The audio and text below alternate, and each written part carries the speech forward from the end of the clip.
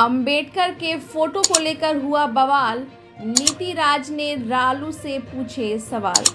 Bharatiya Janata party युवा प्रकोष्ठ के नेता डॉक्टर नीति राज गांधी एक प्रेस वार्ता में खूब गरजे जब उनसे लालू प्रसाद के उस वायरल का जिक्र किया गया जिसमें संविधान निर्माता डॉक्टर भीमराव अंबेडकर की तस्वीर उनके पैरों के पास रखी हुई थी। डॉक्टर नीति राज गांधी ने कहा कि लालू प्रसाद यादव और तेजस्वी यादव के यहाँ किसी दलित अथवा अति पिछड़ा को सम्मान नहीं मिलता है, सबको रेकार देकर बुलाया जाता है। डॉक्टर गांधी ने कहा कि लालू प्रसाद ने एक संविधान निर्माता डॉक्टर भीमराव अंबेडकर के फोटो को अपने पैरों के पास रखकर न केवल स्वतंत्रता दलितों को अपमानित किया है बल्कि एक संविधान निर्माता को अपमानित किया है जिसने देश की संरचना में अहम भूमिका निभाई। Bureau report. जानकारी लेते हैं कुछ चीज़ों के बारे में। तो सबसे पहले आपका जो है नीति राज जी बहुत बहुत स्वागत है हमारे चैनल पर में। जी धन्यवाद।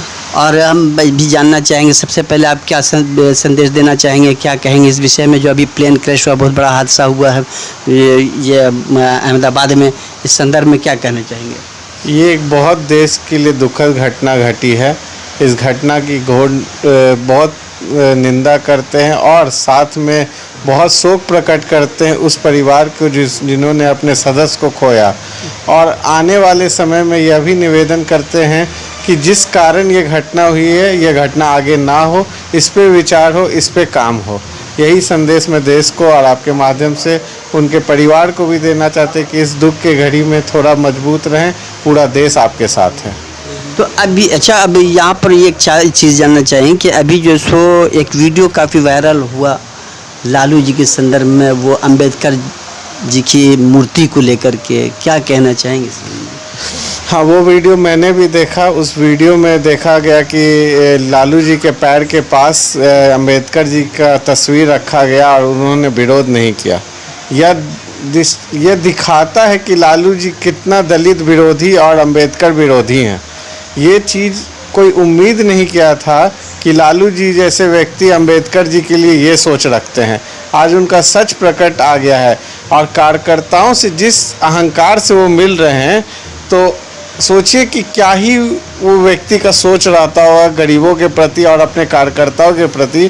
जो कार्यकर्ता दिन रात उनके लिए लड़ता है रोड पे, उसके लिए वो यह व्यवहार रखते हो और अंबेडकर जी के लिए यह व्यवहार रखते हो, तो वो व्यक्ति आगे कभी सत्ता में आ भी नहीं रहे, कई सालों से सत्ता से बाहर हैं।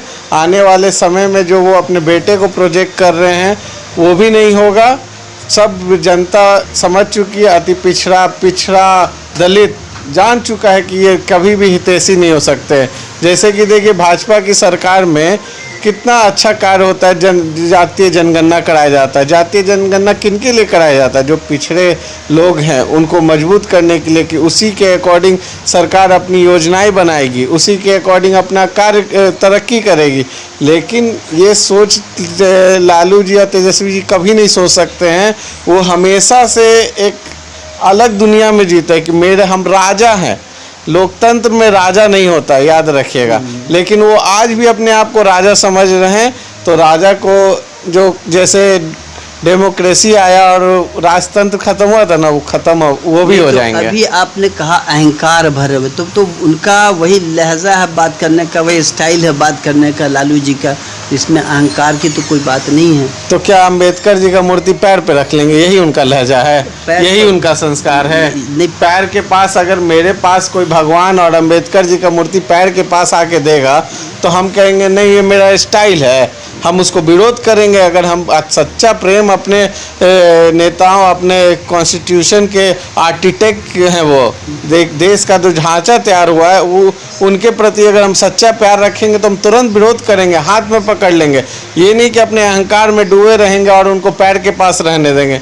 ये उनकी सच्ची मानसिकता दिखाती है। आने वाले समय में वो लोग गर्क में हैं, गर्क में ही रह जाएंगे। तो ऐसा सुनने में आया कि उन्होंने कहा था हटाने के, चूंकि वो बीमारी के कारण मजबूर थे, वो नहीं हिल डुल सकते थे, इसकी वजह से कहाँ वो नहीं हटाए। उस वीडियो को मैंने भी देखा, आपने भी देखा, कहाँ हटाए थे वो उनके। अगर वो नहीं हटाते, हटाने के लिए बोले थे, हटाने के लिए। अगर आपका बात सच भी है कि अगर वो तो बीमार लाचार थे, वो नहीं हटा, उनके बगल में हथकंडे मतलब मुस्टंडे ने लोग खड़े थे, उन्हीं को बोल देते कि 20 ग्राम का फोटो को थोड़ा साइड कर दे, तो उसको तो वो अपने आप को, उनको अंबेडकर जी को ये लोग मानते ही नहीं है। जो व्यक्ति अंबेडकर जी को मानेगा ही नहीं तो उनका अहमियत क्या समझेगा। ये आरोप प्रत्यारोप तो दोनों पार्टी लगाते हैं कि आप नहीं मानते हैं, वो नहीं कहते हैं कि हम लोग तो देखिए सभी धर्म कास्ट को लेके चलते हैं, चाहे दलित हो, पिछड़ा हो, जो उनके प्रति जो कार्य होना चाहिए।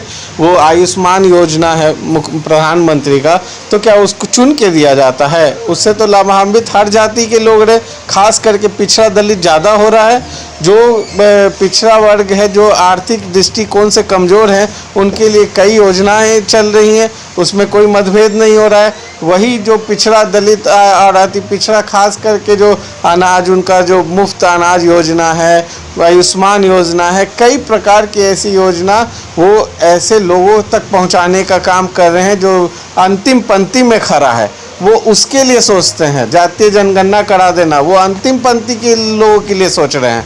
वो ये नहीं कि इनके लिए, इनकी तरह दलित विरोधी हैं कि बस किसको प्रोजेक्ट करना है तो एक खास कास्ट को लोग प्रोजेक्ट करते हैं, उसी की राजनीति करते हैं, उसी की बात करते हैं, दिन रात उसी में लगे रहते हैं। हम लोग उस मानसिकता के नहीं है। भारतीय जनता पार्टी एक सबका साथ सबका विकास वाली पार्टी है, तो वो उसी पैटर्न पे चलती है, वो अलग कुछ सोच नहीं रखती है। और जहाँ तक लालू जी की बात है, मैं बार बार यही कहूँगा कि वो लोग दलित विरोधी, अति पिछड़ा विरोधी, कई नेता उनके पार्टी में थे, क्यों छोड़ रहे हैं उनके पार्टी? मैं भी उन्हीं के पार्टी में रहा था। मैं जान रहा हूँ कि लोग अहंकारी हो गए, इनको पिछड़ा अति पिछड़ा दलित देखना नहीं पसंद करते हैं कि दलित है, पिछड़ा है, न हुआ हटो, ऐसे ऐसे। उनका भाषा का अगर आप सुन लीजिएगा तो उन लोग का भाषा आप सह नहीं पाइएगा, जिस तरीके से उन लोग उपयोग करते हैं। तो इसलिए जनता समझ चुकी है। अभी ये आपकी बात मान लिया थोड़ी देर के लिए, लेकिन अभी आपने कहा हम भारतीय जनता पार्टी सबका साथ सबका विकास, जो पिछड़ी मतलब सबसे अंतिम पंक्ति में खड़ा हुआ जो व्यक्ति, उसके ऊपर ध्यान देता है। लेकिन क्या एक समुदाय को लेकर के चलने से आपकी राजनीति जो चल रही है अभी वो सही है? मेरी बात को आपने समझा नहीं। इसमें हम कभी भी एक समुदाय का ही बात नहीं जिक्र किए। हम इसमें हिंदू मुस्लिम, फिर से हम आपको दोहरा देते, ये योजनाएं जो क्या उसमें मुसलमान और हर वर्ग, हर धर्म के लोग, जैन और सिख लोग नहीं जाते हैं क्या? क्या अनाज डिस्ट्रीब्यूशन में क्या जात पूछ के अनाज दिया जाता है? आप जानकारी रखिए कि हर कास्ट के लोग इससे लाभान्वित हो रहे हैं, चाहे वो किसी भी धर्म का हो। तो इसलिए हम लोग का सोच जो है सबका साथ सबका विकास में हर समुदाय आ रहा है, उसमें भटकाने की कोशिश यही विपक्ष वाले लोग करते हैं कि इनको डिवाइड एंड रूल पॉलिसी, अंग्रेज छोड़ के गए थे वो वाला पॉलिसी अभी तक इनके दिमाग में बैठा हुआ है। तो इसलिए इसमें भटकना नहीं है। हम लोग अंतिम पंक्ति में मुसलमान भी खड़ा है, अंतिम पंक्ति में हिंदू भी खड़ा है।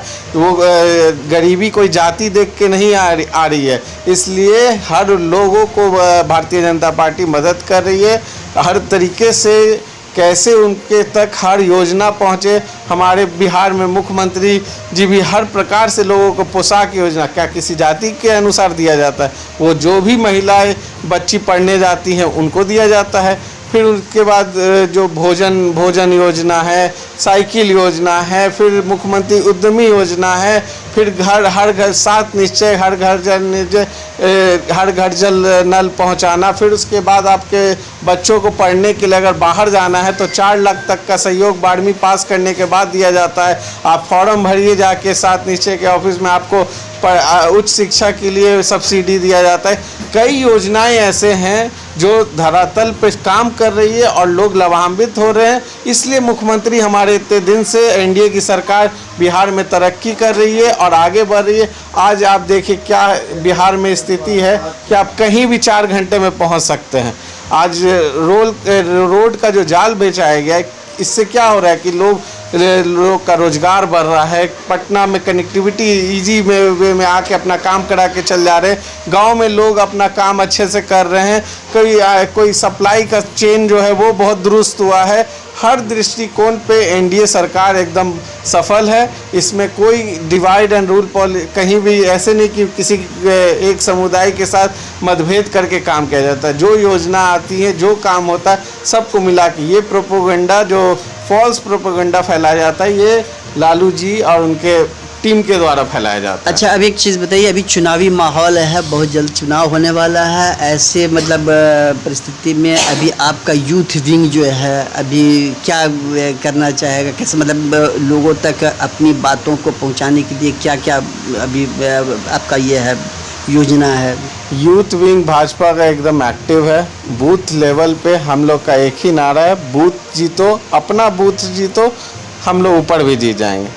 हर व्यक्ति को अपना बूथ सेलेक्ट कर लेना है और उस पर अपना बूथ पे फोकस करना है। एक बूथ जीतेंगे तो ऐसे कई हजारों कार्यकर्ता युवा हैं जो लाखों की संख्या में हैं। तो आने वाले समय में हम लोग एक बूथ जीतेंगे तो विधानसभा जीतेंगे, विधानसभा जीतेंगे तो मुख्यमंत्री का भी पद एनडीए ही के पास आएगा।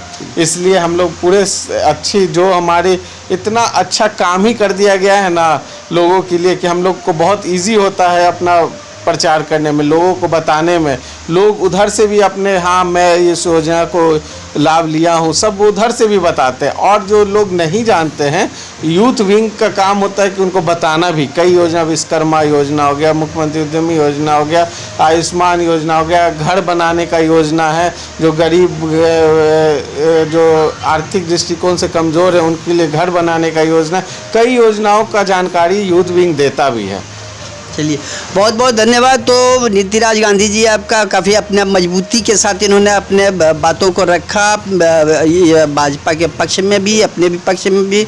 और उम्मीद है कि ये आगे काफ़ी ये कामयाब होंगे और काफ़ी मेहनत कर रहे हैं, अभी से लगे हुए हैं।